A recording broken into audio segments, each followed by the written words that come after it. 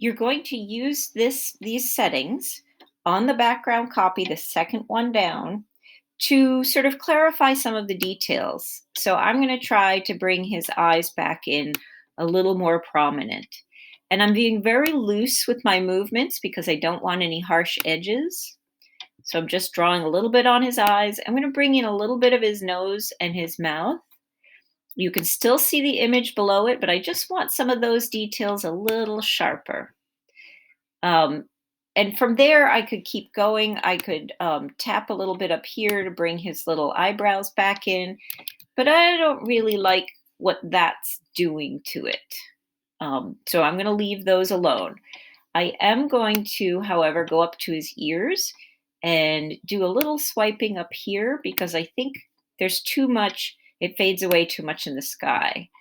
And one of the beautiful features of a Malamute is how their ears are sort of edged in black. So I'm going to sort of draw that down. And you can see my brush is really big. It's just making soft edges. Maybe I'll give him the crown of his head back in again. I'm hitting Control Z to undo a little bit of that and then bring it up a little higher. There, I like that. All right, gonna zoom back out again so we can see the whole picture. Now, this is where things get interesting. You're gonna click on the top layer to activate it, to select it, and you're going to merge it to the one below. So that is this one right here, merge down. And you'll see it's combined with the background copy. And again, one more time, you're going to merge this one to the layer below. So when you're done this properly, you should have the background copy and the white layer beneath it. Now, here's an optional step. You can change the color of this background color to match the tone of the rest of the image.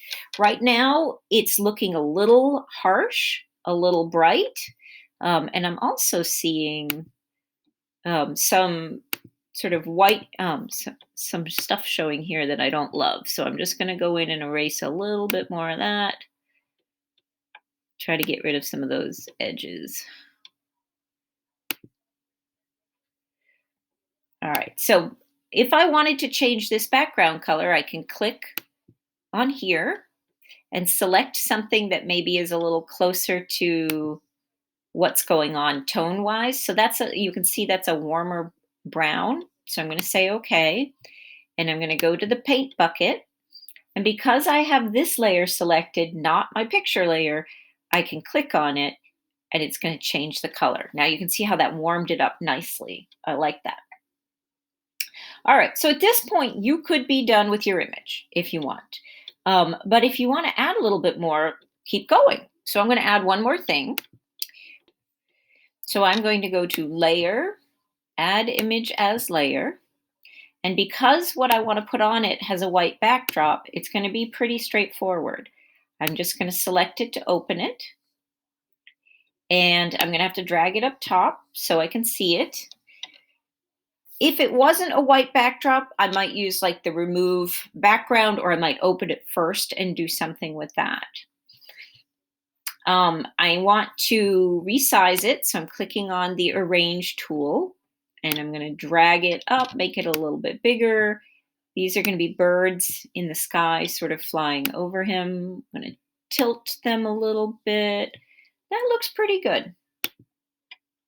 To get rid of the whiteness, I'm going to go to the layer settings, click on blend mode, and click multiply. And bam, it just puts it right, gets rid of that white background. Don't ask me how they know.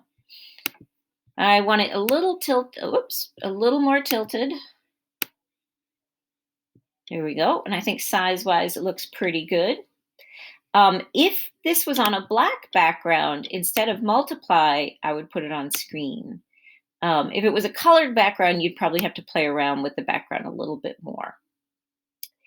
Now we're going to click on the top layer and go to Layer and Flatten Image. So it's going to combine all of your layers. I can't work on them individually anymore at this point, but that's okay because I'm done. I'm going to go to Filter and Vignette. So I'm going to add a little bit of sort of softness around the edges, kind of bring the attention more towards my subject. Hit Apply. And then I'm just going to save it and I'm done. So File, Save. Because PNGs last better than JPEGs, I'm going to save it as a PNG. If you're just going to use it once and not mess with it ever again, you can do JPEG.